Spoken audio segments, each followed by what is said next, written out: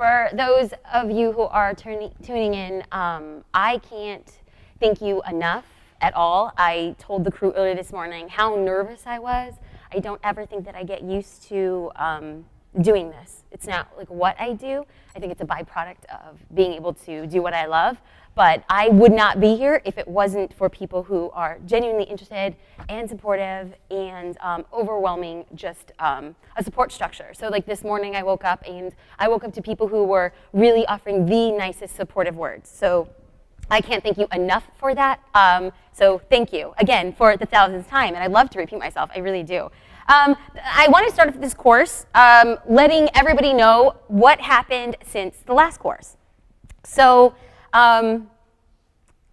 creativeLIVE was an awesome opportunity, and it was great, and it was phenomenal, and I could say that now in like a retrospective, but to give people like a behind-the-scenes look of what was happening, at the end of last year, at the end of creativeLIVE, it took me a little bit of time to reel back from the experience. Let's see, so the course was 5 days, and I had prepared myself mentally and emotionally for the wedding. Or at least I thought I did. I had no idea what was up, and I've said it before, and I'll say it again. I really felt like emotionally and mentally and even physically, I felt like my body was like exposed wires. Like I was constantly on the verge of like, oh my God, oh my God, oh my God.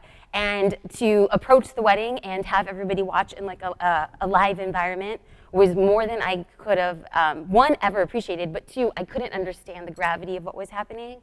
And after we finished the wedding, we were exhausted and we went back to the hotel room, and the next morning I got up and I was super excited, and I even like danced in the hotel room, and I was like, we did it, this is awesome, high-fiving, great. So we came to class and like I showed like the work, and I was just talking, and I don't think that I was mentally prepared for everything that was gonna come as a byproduct of that.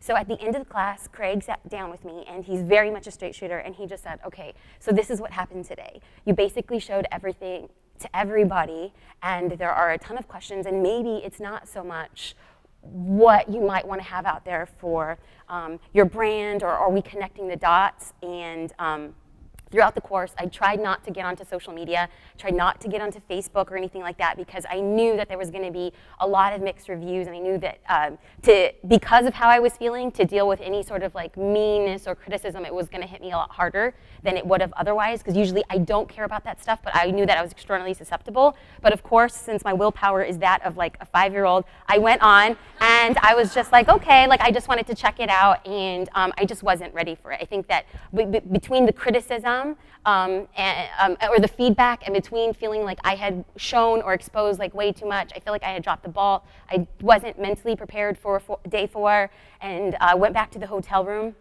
and I sobbed and I sobbed and I sobbed. JD and I actually had dinner reservations to go out that Saturday night because we were like excited and we were going to celebrate, and I couldn't even collect myself. I was in the rental car like shaking, and he's just like, okay, we're not going out to dinner. So we went back to the hotel room, and I laid towels out on the floor, and I just cried. I just cried and I cried and I cried because I just felt like I felt like I think we just made the biggest mistake. That's how I felt at the time. And so then JD, who's so extraordinarily different, knocked on the door, and he let me have my cry because I needed just to like get it out. And he was like, okay, so now what are we gonna do? And I think that that's the option that everybody has, is like you get to a point, and it might not be, it could be the proverbial creativeLIVE wherever you guys are. It could be the point where you're like, God, I think I just really messed up, and I don't want it to be like this. And we stayed up till like 2 or 3 in the morning trying to collectively say, this is what happened. We're gonna walk you through beginning to end. And yeah, we did expose ourselves in a whole new level, but we do think hopefully it's for the greater good. And I still thought, like when we went back home, I didn't even get up out of bed that following Monday. I was just so depressed, and I was so like in a funk. And then the support.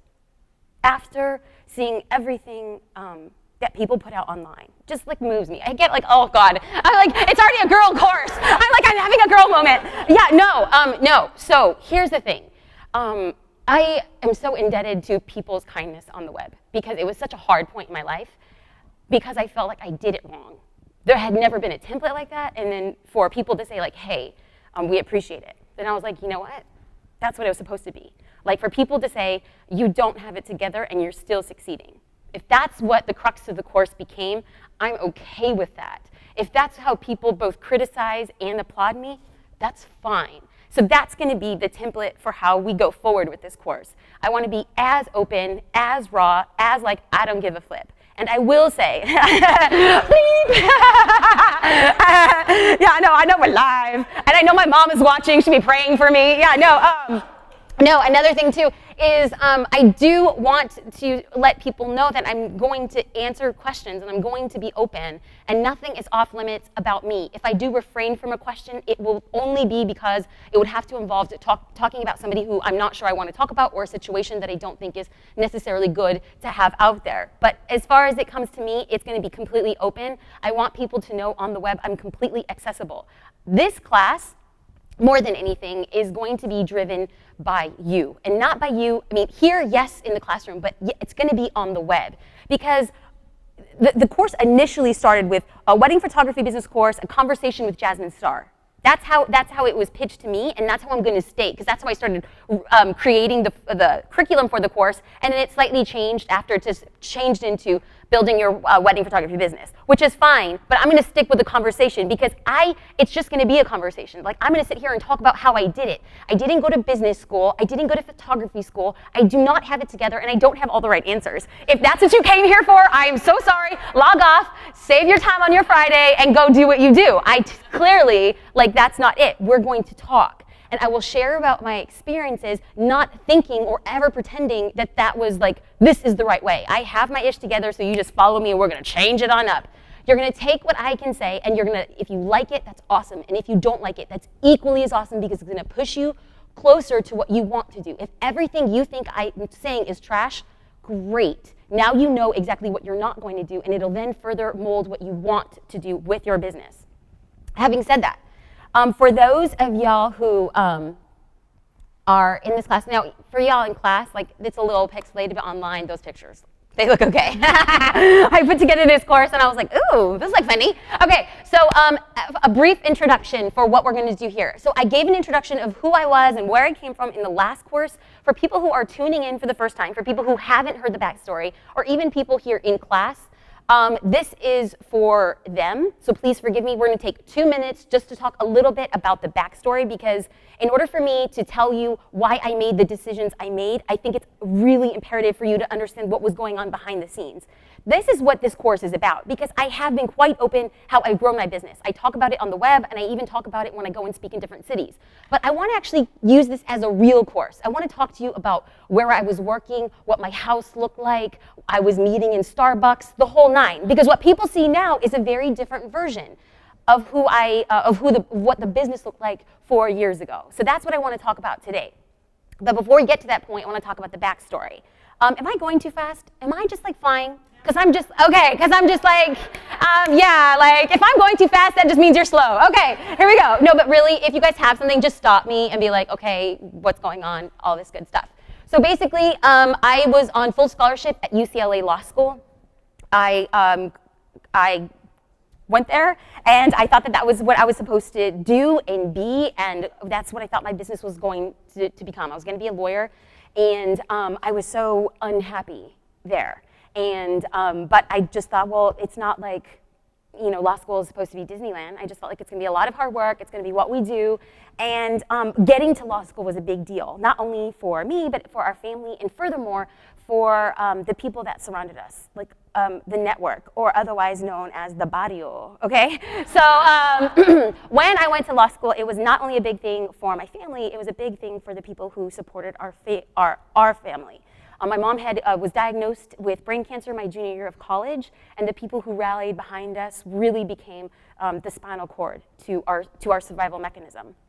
And when I went to law school, my parents threw a party, and it was like, the beans and the tortillas. It's like, it's just like, you're going to law school, like, it was like a big thing. And so being there was, I didn't feel like it was just me. I felt like it was a byproduct of a representation of my family and the people who supported our family. So for me to walk away, it wasn't just a personal decision. I felt like I was letting people down.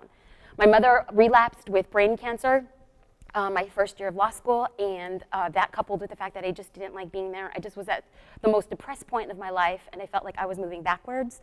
So I went into law school one day, and I simply said, I'm leaving. I'll be back to get my scholarships if that option is available for me. They said, you have 5 years to come back and get your scholarships. Just be with your mom right now, because the doctors had said that they were stopping chemotherapy, and it was just going to be the quality of her life, not the quantity. And so because I was on scholarship, they covered my housing. If I was no longer a student, I lost my housing. I called JD on a whim, and I said, hey, I just left law school. And he's like, okay, great, do you want to get dinner? And I was like, no, I really left law school. And I didn't consult anybody about it. Oh my God, seriously, I like flub my words all the time. I make up my own words in my own language. Seriously, keep a list. It'll be like 5 pages long. So I didn't consult anybody about it. I just literally packed up my stuff, packed up JD's car. He drove me back home to my parents' house. So there I was, 25 years old, and I thought my mom was dying. And I went to bed that night thinking I had made the best decision. And it was the bedroom where my cheer uniform was, and NSYNC posters were on the wall. And I was like, yep, you did it. Aw, yeah. And then the next morning, I woke up in the same bedroom, and I was like, oh my God, you just made the biggest mistake of your life. And dealing with this whole mix of emotions and trying to figure out like what the pulse was. And about 3 months later, of me being home and me being lost, but being with my mom, JD proposes. And JD was my boyfriend for 8.5 years prior to our wedding. So we definitely took like the slow track. I always joke with people that I'm a slow mover, and definitely like being with the same guy for 8.5 years is indicative of this decision. So we decided to plan a destination wedding in Hawaii. We wanted my mom to be there, so we planned the wedding in about 5.5, 6 months, and 25 people of our closest friends and family. And we hired a wedding photographer from the mainland. And so when I came across his work, I was so moved with who he was and what he did, and I became extraordinarily jealous. And when we were out, and I began stalking his blog. I knew everything about him. My husband's like, if I wasn't so confident in us, I would be like, hey, yo, like, who's this other guy? But actually, when we booked him as our wedding photographer, we went out to dinner to celebrate. Like, I was so excited to be booking our wedding photographer. I'll never forget, we went to Lucille's Barbecue, where I was slinging ribs before I went to law school. I left my corporate America job to study for the LSAT, and then I realized nobody wants to hire a girl who's gonna be leaving their company in 7 months. So what did I do? I went back to the core of what I knew and what I did through college, serving. I was a waitress, slinging ribs, prime rib. You want to talk about brisket? I'll talk to you about brisket. I'll tell you about the best thing about tri-tip. I'm a vegetarian, and I will straight sell you St. Louis ribs. No lie. A straight dry rub, you want to do that? Like, I'll talk you up. You come in wanting a salad, you'll leave with leftovers and dessert. No lie. So planned a destination wedding, and I saw what my wedding photographer did. We flew him there and put him up in a hotel, and then we rented him a very basic rental car, but he upgraded on his own, and he got like a convertible. And I was checking his blog the morning of my wedding, and I saw that the day before he had cruised on the island like with his convertible, and I was like, lucky. You know, I'm getting married, and I'm looking at what he's doing, and I was just like, he has the best life ever. And so what had happened was he took our pictures, and I felt like he changed my life. He changed our perspective, because my mom wasn't supposed to be there at our wedding, and she wasn't supposed to walk me down the aisle, and she did. He documented a miracle in a way that nobody else ever could. People ask me, now that I'm in the industry, what would I do now differently? Like, would I change my wedding? And I say, no. My wedding was perfect the way that it was, and even now till this day, if I were to get married again, I would still have David J. come back and photograph our wedding, because he was in tune to something that wasn't seen on the outside. And I think that was a skill set specifically for him. So we got married in September. I had to go back to school, I had to make the declaration to go back to school in around November.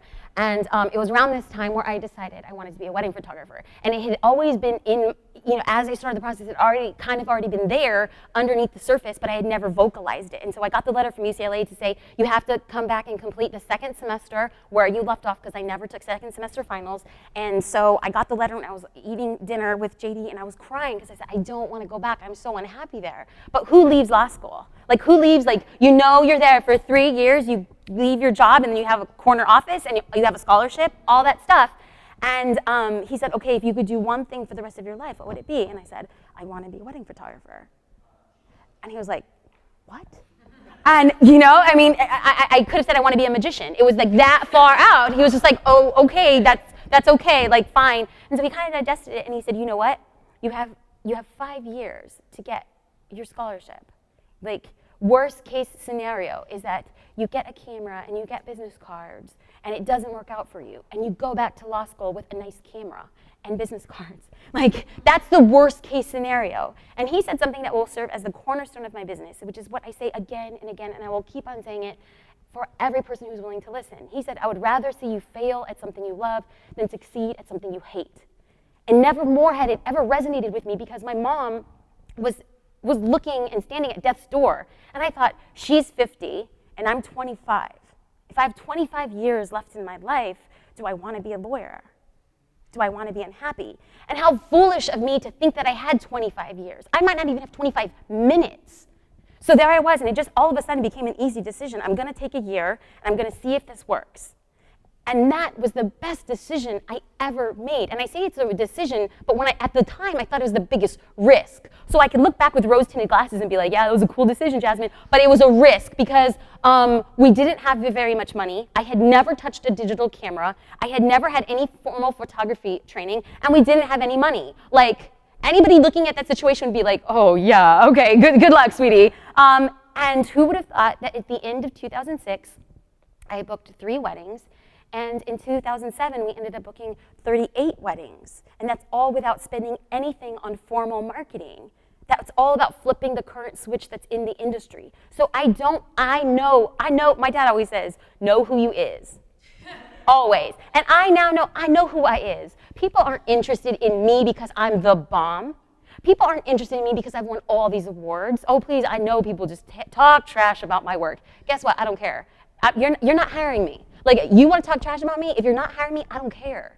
Like, if my clients start talking trash about me, then I'm gonna digest it. If my family's talking trash about me, I'm gonna digest it. My best friends, my close inner circle, if any of y'all are gonna be talking trash about me, I'm gonna take it. Any strangers behind the screen in their cubicle talking trash about what I'm doing, sweetie, I'm busy doing me. You know who you is. Preach. That's a word. Okay, no, but at the end of the day, I want y'all to know and be confident in the fact that you might be up against Mount Everest, and if you want it, JD always says, sometimes working with you is like climbing Mount Everest in tennis shoes. And I'm like, I know. Listen, that is how life is. Did you ever think that getting into wedding photography was going to be like peaches and cream? If you did, you're in the wrong business. You know, like, it's going to be hard work. So we're going to talk about what I did, what you can do if any of y'all are in the same situation. Ain't got no talent, ain't got no knowledge, ain't got no connections, ain't got no money, never touch a camera, you know, you're fine. And I know that rubs people the wrong way. Listen, I'm going to be a polarity. I'm going to be way out here. If you have a camera, if you have somewhat photography knowledge, and if you have a little bit of money, you're already 3 huge steps ahead of me. So anywhere you are in that spectrum, we're going to move it from there, which leads us to what this course is about today. And what we're going to be talking about today is building your wedding photography business. Again, I said it before, but just in case the cameras weren't rolling, this course is about you. I can only give you what you give me. I'm a firm believer, and I know this drives my dad crazy, because I always say, there's energy, Dad, there's energy. And he's like, what are you? You live in Venice Beach, you have crystals around your house? And I'm like, no, like, there's energy. Like, people, like, you guys were like, you know, what we experienced at breakfast was cool. It was like we were all sitting around just hanging out in a dorm room, you know? It's like, that's the energy, right? So what you give me is the only thing that I can give back to you. I could talk about my story, but I'm a firm believer that my story ain't a thing. I believe that your story is better. Now we just have to frame it. So what you give me is what we're going to give back. And I talk to y'all, but I really do mean this for people on the web. If you guys are listening, talk back to me, and we will try to give back everything that you guys are giving us. So this is what we're going to be starting off this presentation with. We're going to talk about my personal wedding experience. Why? I'm interesting. No, of course not. How can we best assess what is happening at this point? Because first and foremost, I was a law student, but then what did I become? A bride. So sometimes I ask rhetorical questions. If you guys want to answer, it makes me feel so good. Seriously, it makes me feel like we're on the same page. I was a bride. So basically, I became a case study for what my business would then become. I didn't know it at the time, but that's what it turned out to be. So when I was starting to look at my wedding photographer, I didn't know who my wedding photographer was at the time. So this is 2005-ish, and I'm going on the web, and one thing about my personality, soon enough you guys will find out, is I am straight determined. You tell me I can't do something, watch me fly. It's like the more you say I can't and the more you say I shouldn't, the more I will do. So haters keep on hating, clowners keep on clowning, but we're gonna just move forward, right? Okay, so my personal experience with my wedding photographer was, before working with him specifically, was I would get on the web and I was looking at different photographers' websites, which was my demographic. We no longer live in the kind of like storefront, oh, here's our local neighborhood photographer. And furthermore, my family is ghetto. We never had family pictures, so it's not like we're going to use our family photographer. Family photographers, what are that? What? It's like, it's just like when we went out to like Italian food or a Mexican restaurant, the Polaroid was the Christmas card. It was just like whatever. Like that's how we rolled. And so when it came time, I just went to the web and I did what any average person might do. In my situation, I loved photography, so I typed in Google wedding photojournalist because I knew that I didn't want like stuffy portraits. I wanted like real life photos. So I went to Google. I went to Google, typed in wedding photojournalist, and I clicked through website after website after website. Now, after all these websites, I noticed kind of like the same thing. Nobody was really sticking out. There were a few kind of standouts, and so I would tag their sites, and then I would kind of move on. I was kind of collecting. On page 67 of Google, I came across, I told you I was determined. I was obsessed. Well, remember, I was like a full-time bride. I was doing freelance writing at the time. I was living off my law school scholarships that were still in my bank account, and I was doing odd and end jobs writing to kind of just stay up to breast with what I was supposed to do. But I was working from home, so I was like full-time bride, which is what I feel a lot of our clients are, because there are full-time brides. If they're at work, but what are they doing at work?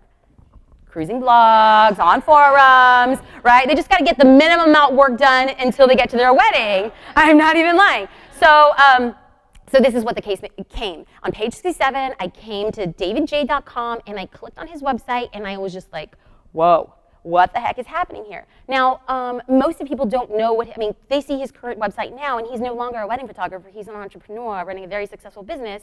But before that, the website that I came across is what I want to dissect now, because when I think about it, I started building the curriculum. What was it about his website that stuck out?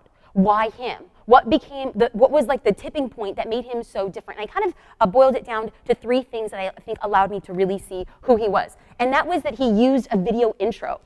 When I went to his website, he said, "Hi, I'm David J.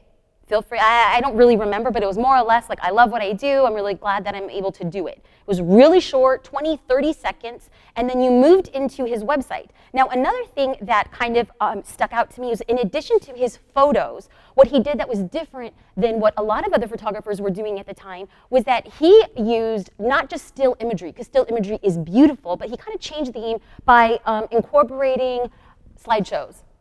Created emotional connection through slideshows. Because what the slideshows did that the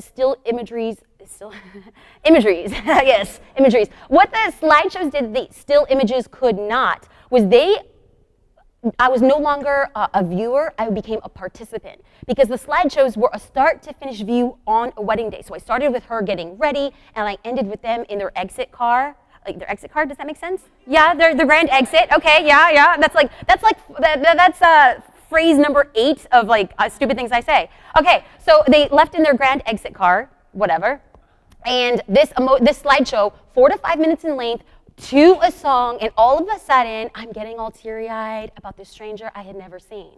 I was like, this is the story of her day. And as a bride, I was no longer looking at it as this is a bride getting married. It was, this could potentially be me. He could potentially make my wedding feel like this. And that was a main thing. And I know that now it's a lot more prevalent, but if you're not doing it and you're building your website, I do think that that's going to be a good thing to kind of consider. Lastly, and I do believe very importantly, he had a unique bio section. This unique bio section really helped him stand apart because it was no longer this, I've been shooting on a 35mm camera since I was 8 years old, and I helped my grandfather develop film in the basement. The chemicals are still burning my hands. It was a lot of these bios that I was reading were all the same. They all mentioned these organizations that they belonged to that I had never heard of, and awards that they won from organizations that meant nothing to me. So they all hid behind this mask of professionalism, and I'm like, I want to know you. So when I went to his website, it was this, I'll never forget, it looked like a little like picture book, and you clicked on one side and it just flipped the page, and there was one where he said like, I like taking risks, and it was a picture of him skydiving. And then there was one where it's like, my dad always taught me, and then he listed like a piece of sage advice from his father, and there was a picture of his dad holding him as a baby. All these things that had nothing to do with who he was professionally, but who he was as a person. Those things, I became so invested in who this guy was, I was just like, oh my God, this is my wedding photographer. And in an instant, without him having to lift a finger or do anything, he was selling himself to me without me feeling like I was being sold to. That is the foundation of my experience, and little did I know would be worked as the foundation of my future business. So, we're gonna move into getting started, which is how I got started. And after this section, we'll kind of open it up for questions. I'm gonna try to stay really close to a timeline, but I definitely want to answer questions to get a vibe. And if I'm like going over the story too fast and I'm leaving too many gaps in there, please holler back at me. It's my story, I know all the details, right? So hook a sister up and fill me in. So getting started. Now, I had just mentioned I had never worked with a digital camera before. I shot a little bit on film in college. My college didn't have a formal photography discipline, but whatever photography classes were offered is what I did, and had the opportunity to develop my own film, and it was this great opportunity, and I loved it. But I'm a first-generation Hispanic, first-generation college student. How can I tell my parents, like, I want to be an artist? An artist? You don't need to go to college for art. And I'm just like, okay, yeah, I know. So I decided to study business. That's what I got into. My parents would have supported me either way. I have amazing parents, but for me, it just made sense to go, hey, if I'm paying this much to go to school, then I need to get like a job. And I didn't think that I could survive. So I got my first digital camera Christmas of 2005. JD bought me a Canon 20D. It's what they kind of refer to in the industry as a prosumer camera. So it's not necessarily like a novice amateur camera, but it's not necessarily a full-fledged professional camera. So I rocked the 20D for about the first 2 years of my business. This camera roughly, we'll get into pricing and how I started, roughly cost around $1,200. I opened it up I got it on Christmas, but I didn't have the nerve to open it until New Year's of 2006 because I'm all about like new beginnings and like, I know, right? I know. You guys clown. Oh wait. Oh yeah. Whatever. Anyway, so see, if you guys are gonna laugh at me, I won't tell you my personal stories. Yeah. No, I'm just kidding. I don't care. Laugh. I don't care. Okay, with love. Yeah, you're laughing with me, not at me. Right. So I opened my Canon 20D, and people always ask, why did you start with Canon? Do you like Nikon or whatever the case may be? My wedding photographer shot with Canon, and JD shot him an email unbeknownst to me and said, Jasmine wants to get into photography. What camera do you recommend? David J shot with Canon. He's like, get Jasmine Canon. That's how I started. I absolutely love Canon. I'm not sponsored by them, but if anybody from Canon's watching, holla. Okay, so so now I shoot with the Canon 5D Mark II. But for those people who are starting, and I often get questions about, oh, I have a Rebel XTI, can I do it? Listen, it's not the gear that you have as much as it is who's working the gear. Yes, gear makes a difference, but don't ever feel like that's an impediment. Because when I went to weddings, when I first started shooting weddings, there would be guests there with like the Mark II or like a 5D, and there I was with like my 20D and I had like a 51.4, and then there I was like the 7200 IS, like telephoto, and I was just like, oh my gosh. And then I thought to myself, I can do more with my 20D and my 1.4 than you could do on P mode. Okay, so those types of like, it's how you approach your gear. Don't let anybody ever say what you can and cannot do, because then you let them dictate what you can and cannot do. So that's how I got started. Now the next thing that we're gonna move into was how life looked. Did I sound a little Russian? How life worked in 2006. Okay, so a lot of times people didn't know like what I was doing or how I was doing it. I didn't just jump into photography because at this time I needed to get a job. I got married, and then I made the declaration I wasn't going back to law school. And while I would like love just to work at home and like be a socialite without the money, we needed to pay rent. So I worked part-time. So I worked part-time, and what part-time looked like for me was Mondays, Wednesdays, and Fridays. And I worked part-time for a radio program in Los Angeles, and I was thankful to be there. They had a lot of flexibility, and I was really supportive. I didn't have to hide behind what I was doing. too much. There's always that level of like, oh, I shouldn't be surfing the web right now, but I am. So that's what I did, Mondays, Wednesdays, and Fridays. So then when I was really focusing on photography was on Tuesdays, Thursdays, and Saturdays, if given the opportunity. So do I know that balance between working, and trying to build a business? Absolutely. Did I do a happy dance when I transitioned completely away from working part-time? Absolutely. And I'll answer those questions as you have them. So I was working part-time. I was trying to not only work part-time, I was trying to build a business. I was trying to learn Photoshop. I was trying to learn InDesign. I was trying to learn Illustrator. I was trying to learn album design. I was trying to learn Bridge. I was trying to learn my camera. I had a lot going on at this time, but it was just my life.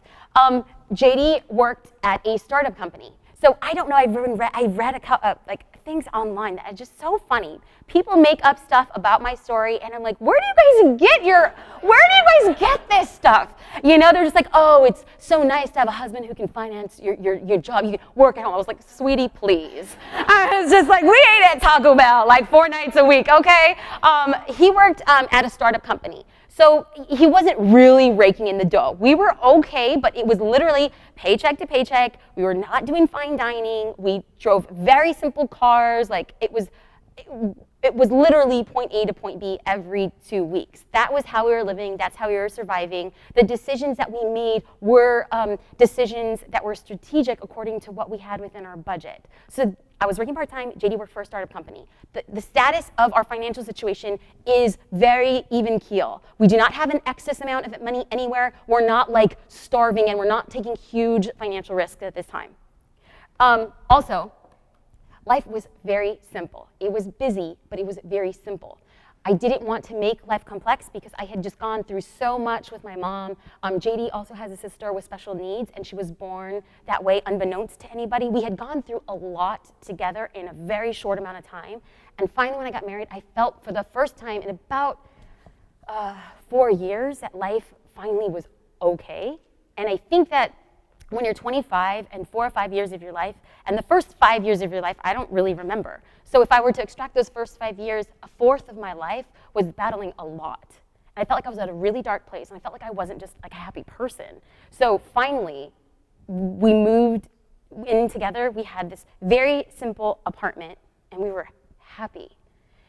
Our apartment, we lived kind of in the outskirts. So for people who are from California, we describe where we live according to county. So if you say LA, oh, I live in LA, but LA is, you know, from one side to one side is an hour drive. And Orange County from one side to one side is like an hour drive. Either way, we were in LA County at the time. We lived in a very, very simple apartment. We absolutely loved it. It was like a 1930s Art Deco apartment. We found it literally 2 days before we were going to Hawaii. We came back, and I was like, oh my God, I think we're going to have to move into my mom's when we come back from the wedding. And he's like, your mother's?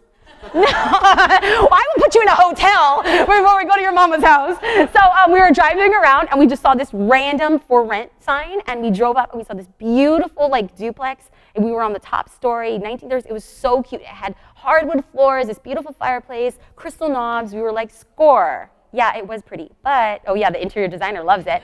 Now, the neighborhood adjacent to the house, literally adjacent on both sides and in front and around by like 7 miles, not so cool. It was totally ripe, for a lack of better words.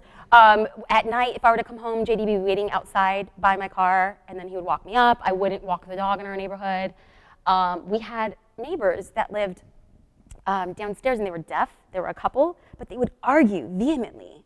And they couldn't hear each other. And so, I know, you guys, I lived there. Okay, I know. It's everyone's like, what? I know. Like, I tried. Like, why are you guys yelling? We hear you. You don't hear each other.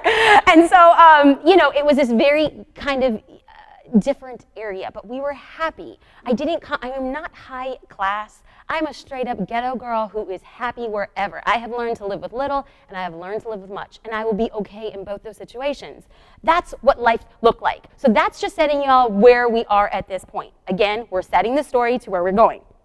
Life was simple, life was happy. Now we're gonna get into questions, if that's okay. Sorry, I'm just kind of jumping around. I wanna make sure that up until this point, I'll kind of field a couple questions. I think that the questions are just gonna build the more we get into the story. Right now we're just setting. Are we cool? Okay. So So what I want to, for questions both here and online, questions pertaining to what I've spoken about around that time, because clearly people want to know, how do I get into destination weddings? Well, we could talk about that, but first let's set the stage so that it's not repetitive because we're working on such a short time frame. Are we good? Any questions right now, or should we just fly through? I mean, if we get started, it's, you know how it goes. How about 2 questions? Okay, let's do 2 questions. Let's see. Right. Sorry, I totally put you on the spot. No, not at all. It's ready. It's just how does it feel? So many questions. So you guys want to talk about like OCD, organized type A? Like, so I sent them a basic outline, which is what I posted online, and then each section I have like 15 bullet points. I'm like, keep me on track. I know, I'm so annoying. How is it to live with me? I have no idea. Okay. So one thing I want to talk about when it comes to practicing the basics is that people always ask, well, how did you learn to shoot manually? How did you learn this? How did you learn that? I didn't go to school. I didn't know which way was up. So I did what anybody else would do if they really, really, really wanted something. You practice. There is no magic pill. There is no magic anything to like what we were doing or how we were doing it. That's like the biggest thing that I want to put out to people again and again and again. I still have my old blog out online for people to see the first types of images that I was producing. They weren't that great. All those types of things I put out there. So I want to enforce that the act of like a rote action, doing something again and again and again, will only make you better, regardless of how much it sucks while you're doing it. I firmly believe that the professionals that were paid for professional athletes or athleticism do the same thing again and again and again. Tiger Woods gets up and he plays golf every single day. I believe and I know that Kobe Bryant gets on the three-point line every single day. There is a reason why he has like an 87% free throw average. Yes, I know that. I love the Lakers. Don't hate. I don't hate. For my birthday, I went to a Lakers game. I was like so excited. When Kobe came out on the court, I was like, and JD's like, just stop. I was just so excited. So yeah, I mean, they are that good because they practice. So let's kind of just disseminate, like, people are like, I'm just not getting better. How much are you practicing? You know, tell me how good you want to get, and I'll tell you how much you need to practice. It's every day, every hour, every minute you possibly can, even when it sucks. So practicing the basics. We're gonna move right into how I started. Now, basically how I started. I got my camera on I opened my camera on January 1st, 2006. And I did what any excited person would do. I opened it up and I just started shooting. Because by this point in time, I had been following my wedding photographer's blog, and people that he linked out to, I started following their blogs, and I'm like, I got it. I'm just this burgeoning photographer who's gonna be so amazing. I have all these crazy ideas in my head. And then I got my camera and I just shot around our apartment. And when I downloaded the pictures, my first thought, and I'll never forget, was, oh my God, I suck.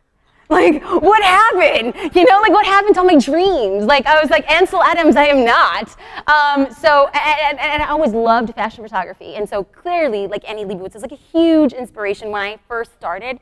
And so it's kind of like a disillusion. When you're first starting, do not compare yourself to the iconic great photographers, because you'll always be let down.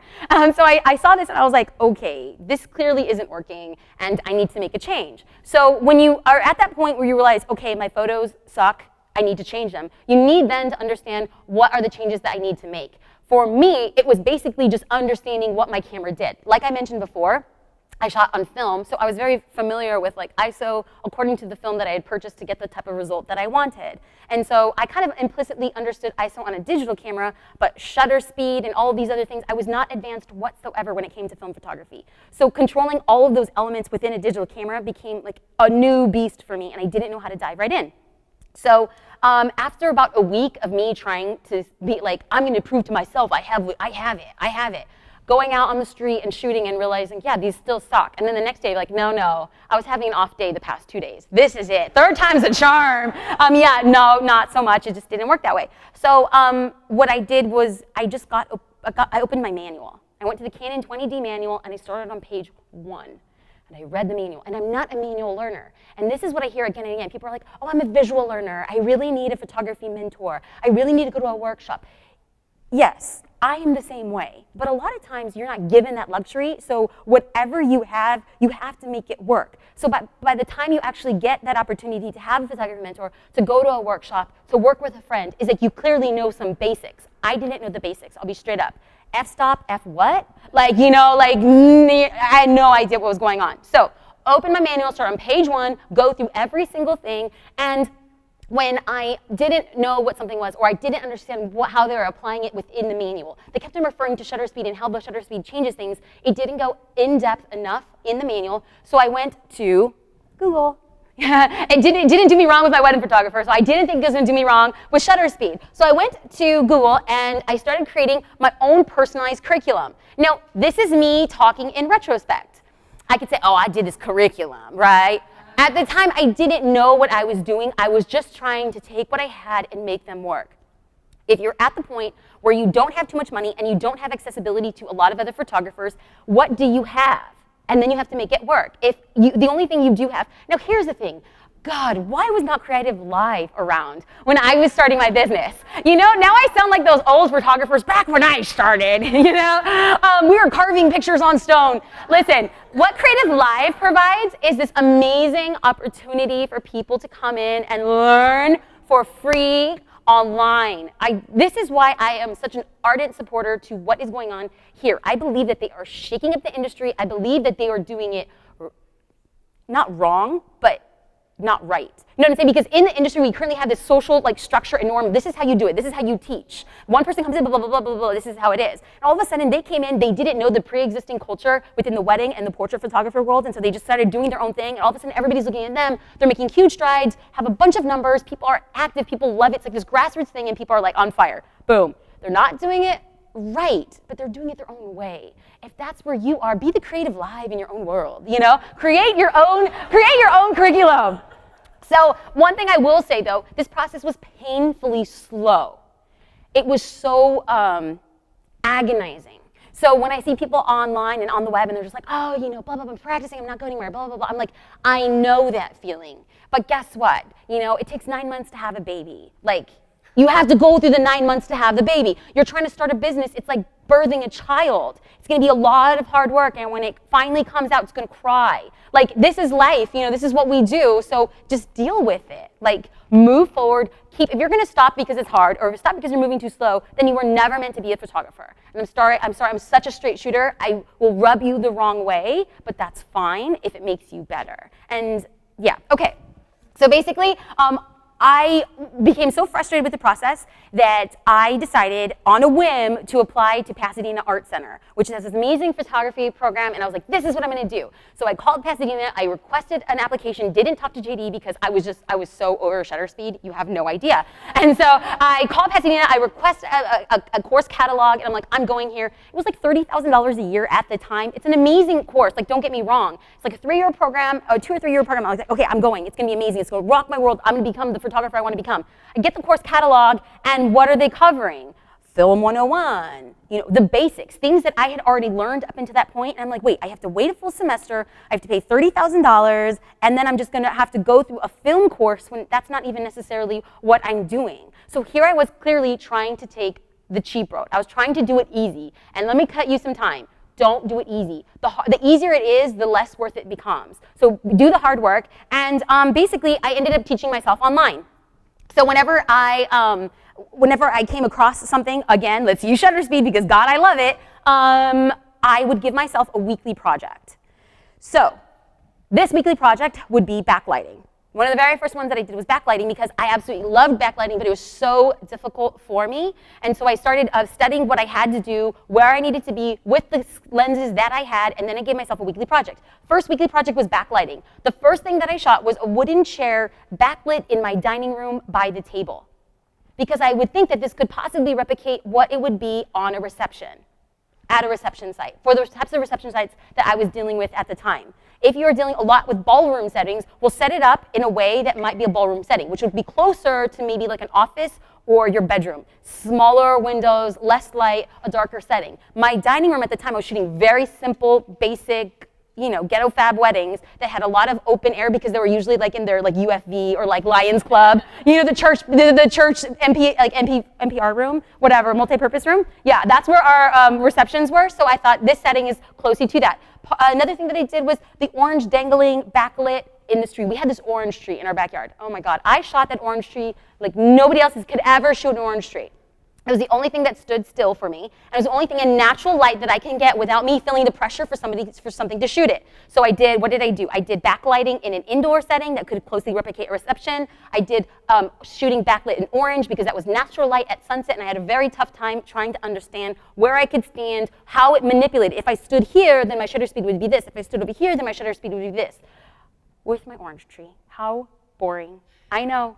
Another thing that I did was I got my running shoes, and we had this fireplace. I put the running shoes in front of the fireplace. The fire gives a very different light than like tungsten or natural. So how did that, like really low settings? What was my shutter speed? What was my aperture? And what was my ISO then? Understanding those types of things far before I ever got into a situation or a scenario where people were in front of me. So all of these assignments sound absolutely incredible and exciting. I know you guys are just dying right now with excitement, right? Like, I can't wait to go shoot an orange tree. I know, it's not fun, but I didn't have any other option. I wasn't in a class to get weekly assignments, but I was so hungry that I was like, okay, but here's another thing. This is my personality. I was homeschooled, and I made my own lunch every morning. Okay, I know, aw, you give me an aw. I know. I had a little Tupperware, a brown Tupperware container. I would make myself a sandwich and a fruit, pack it up in the morning, and open it at 12 o'clock and watch Little House on the Prairie. I am not even lying. Little House on the Prairie. Every day, me and like PB&J. I had to give myself something to do to make me feel normal. In childhood and adulthood, nothing changes. Okay. Another thing that helped me learn a lot online was this thing called OSP Forum. I will actually give you out the exact web address right now in a little bit. But one thing is I always joke that I went to the University of OSP. Because this is actually a forum started by none other than my wedding photographer, David J. Because clearly I was obsessed with everything he did, and he started this forum, and I was like, I'm going to be a part of this forum. So I joined this forum anonymously. Like, I didn't put up an avatar picture for a long time. I was just reading about what other people were doing. And the best part of this was I could read all these questions that people had, that I had the same questions but didn't have the nerve to ask. They were asking all these questions. So I would sit there and read.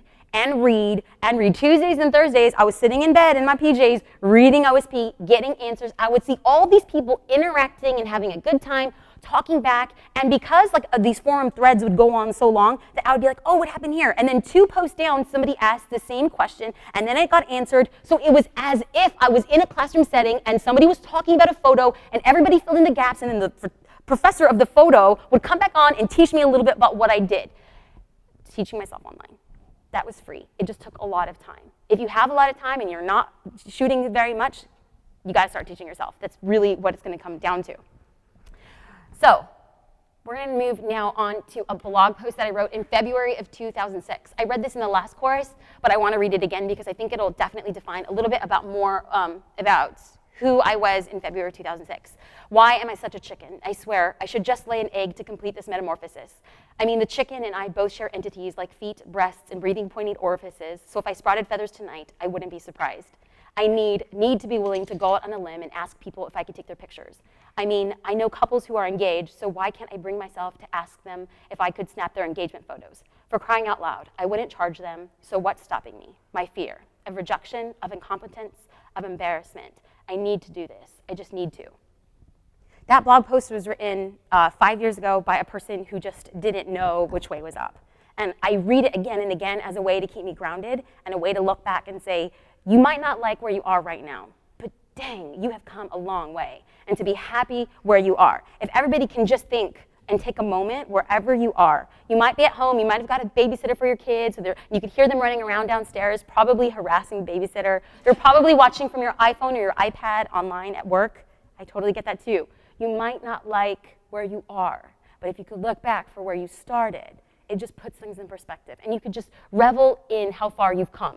You clearly have a very long way to go, but you're okay right now. So we're okay. And I think that kind of sets the tone for now where I want to move into. If you kind of feel like you are by yourself, then you need to get involved with the online photo community, definitely. How we do that, how I do that was through OSP. That was the forum that I spoke about. That's completely free. And the web address is opensourcephoto.net/forum. Another forum that has kind of come to recent fruition, and I think is amazing site, and I think that they're taking conversations and videos and putting photos in context, is the B School. It's a paid membership, but I actually represent, right, Christy, Candace, I know, fellow B Schoolers. Other photographers will post videos on B School. I just posted a video on B School because I love what's going on there. If I like what's going on in the community, I'm going to participate in the community.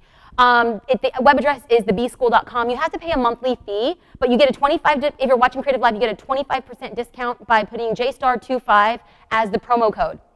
So that's where we are right now, and that's what I want people to definitely hold on to. I'm going to leave this screen up, and I'm going to take, I think we have 7 minutes for questions. And I think right now we're kind of on time. Dang, okay. You're cool. good, you're good. Well, actually, while you guys are there, do you guys have questions here? Yeah. Oh, okay. Shoot, Aaron. As we were talking about like where you were and what the reality was, I was just thinking, like, do you have specific goals? I mean, you say like I need to make it work, but did you say in that year like I want to book 40 weddings, or like? You mean, and what year are we talking about? Like in the first year, 2006? Yeah, like when you first were like, I'm gonna be a wedding photographer, and you started really doing it and focusing on that. Like, did you have a clear goal, or were you just like day to day? I just have to get better at this. Well, where we are now on this slide, it's just day to day, because I didn't know what I was doing. I wanted to become a photographer, but I didn't know how to make it happen. Yes, I wanted to become a wedding photographer, and that was the end goal. But for me to be like, I want to be a wedding photographer, it was like, dang, if I want to be a wedding photographer, I should probably learn how to use my camera. Like I should probably take some photos, right? I should probably know what f-stop is. That's where this slide is. Now here's the thing, as we progress, I'm gonna move everybody forward collectively, but I always wanna point back to different points. Like, where am I now? Like, my goals, do I have goals now? Absolutely. And it's so cool. Over the new year, I have this, somebody had given me this really cool journal, and I just wrote down a few goals, a lot of goals that I wanted to accomplish for 2011. And I covered my page, and then I had JD write his own goals, and oh my God, we are so different. But either way, one of the goals was to do another Creative Live course. And they asked me to do this Creative Live course about 5-6 weeks ago. So it was so rad to sit in the hotel room and scratch it off the list. Like, dang it, that feels so good. So write things down so you can see how far you've come. All right, so you mentioned a little bit earlier that when you initially got married, you and JD weren't exactly on bare bones, but paycheck to paycheck. Yeah. But you decided to fly out your photographer to a destination wedding. And I've had a few brides that are on a backyard budget, but I want to convince them to go all out and get the full package. What made you justify the idea of bringing David J out as opposed to hiring like a photographer that's more local that would produce, good work? I'm going to be 100% transparent. And what made you decide to take him out to dinner? Because I'd like that too. Well, the good thing is now he's taking me out to dinner, so that's good. So know what you're getting into. But I'm going to be 100% transparent. This is how it went down. I went to Hawaii. I had 3 to 5 appointments with local photographers because David J fell off the radar. I went to David J's pricing page, and his prices started at $10,000 for local weddings, not including travel fees, not including hotel, not including cars. And I was like, oh my God, this guy's straight tripping. There's just no way that I could ever pay $10,000. That was completely off the radar for me. I flew to Hawaii, met with my very first photographer out there, and then I realized, oh my God, this is just not gonna work. I'm completely too smitten with David J's work for anybody else to compare. I walked into an internet cafe, I logged onto my AOL account. Okay, I know, I'm like way tech savvy. I log onto AOL, send this guy an email where I pour my heart out, truly pathetic. And I was just like, listen, this is where I am. I listed the story. I said, I will become an indentured servant. I will name my first child David, whatever it takes. I will work at your studio. I will schlep bags to defer the cost of it, how much it will take, because we were looking at an average of $13,000 to get him to my wedding. And that was it. Next day, log in, you've got mail. And I see David J. And I was like, a celebrity emailed me! I am not lying. I opened, okay. So I opened this email, and he says 2 lines. When you get back to the mainland, let's talk. Now, For a girl who is not smart and graduates at the top of her class, for a girl who ain't got no money but can dye a pair of jeans from a thrift store, for a girl who had, these really small wedding dreams, a girl on 67 pages of Google, if you're gonna tell me, let's chat, you done. I have my claws in you. Like, you give me 1 in 1 million chance, you're mine. It's mine. Tell me no now. Tell me no. Look at my face. Tell me no. Yeah, that's right. So I emailed him. I'm like, oh my God, this sounds fantabulous. I didn't say fantabulous. Ooh, that word just came out. Ooh, it sounds great. I don't meet with the other wedding photographers because I firmly believe that this is going to happen. I email him and I said, tell me what it's going to take to make it happen. I do not have $13,000. And he says, if you allow me to pick the date for your wedding, then I'll give you a much better deal. And we ended up paying $5,000 for his wedding services. That's just for him to shoot, plus travel. And we got married on Wednesday, September 28th. So that's how it was. And I became a Psycho fan. And little did he realize, little did he realize that this is what it would become. It's very hard to have clients pay the additional fees. You want your client to go for the biggest package, but it's nothing that you could do besides you putting more of yourself out in a very personal context to draw those people in. Because you could be blue in the face. I'm worth it, so worth it. Hawaii, me, yeah. But you and everybody else who's willing to slash their prices, 100%. Now, if you could narrow it down to 3 things that was just, what got you hooked on his work. You mentioned the lifestyles, pretty intriguing, but if it was 3 things that put him a cut above the rest, that made you really crazy. It's not about even him. 3 things, it's 1. He was personal. I became invested with what he was doing on a personal basis. It's I would go to his blog and I was reading, oh, he got a new car. He shared his studio. He said that he was traveling to his cousin's wedding. He posted pictures of him at Christmas with his mom. He went and he had a speaking event. Why do I remember this blog post? Creepy, I know. He went to Nordstrom and he had a sunburn and he had to have a speaking event. And he went to the Lancome counter and they put makeup on him. Oh my God. Yeah, and he took pictures of them putting makeup on him and he's like, oh my God, and he bought a Lancome compact. Why do I remember this stuff? I don't know, but it left an indelible impression because it made him different. So it doesn't, because here's the thing, we're trying to sell an educated service to an uneducated audience, right? We implicitly know the value of our work, what we do, how hard we build to our craft, but literally to an uneducated audience, good is good. You, the good photographer at 5 years in, is good. The good photographer at somebody who's 2 years in, who's bought a great action set. That's what it's boiled down to. So the only biggest thing to be different is to be you, 100%. 1 question. 1 question. I know. I don't know. Celeste is going to come up with her whiteboard. Oh, 5 minutes. Okay. 2 questions at 2.5 minutes. Let's go. Thanks, Celeste. Okay, Mark D asked, where do you get your inspiration for your photographs? And I know you talked about fashion, but would you say you go more to fashion or other photographers or blogs? Well, or don't you think they go hand in hand? They go hand in hand because if it's fashion, then it's fashion photography, right? So that's very much it's driven. I'm going to get into that in depth. So we're going to talk about exactly how it goes down, why, what, all that good stuff. So, good. Does that mean I get to ask another question? No, it just means that Kenna's answer could be longer.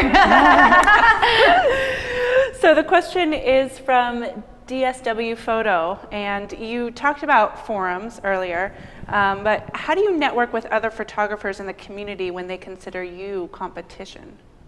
I'll get into that I think tomorrow. Okay. But the short answer is I'm only your competition if I make you feel like I'm your competition. It's very important for us to go out of our way to set the standard. If we were all here and we all worked here in Seattle, and you might rub me a certain way, and you might rub me a certain way, and it comes down to us being like, you know what? Shut up. This isn't an ego contest. Email them and invite them to lunch. They might not go out with you. They might think that you're competition, but there might be 3 people who are just let me kind of smell her out. We're going to talk about that and using those types of alliances to better your business and not impede it. Cool. Another question? Are we cool? Okay, Susan, go ahead, get it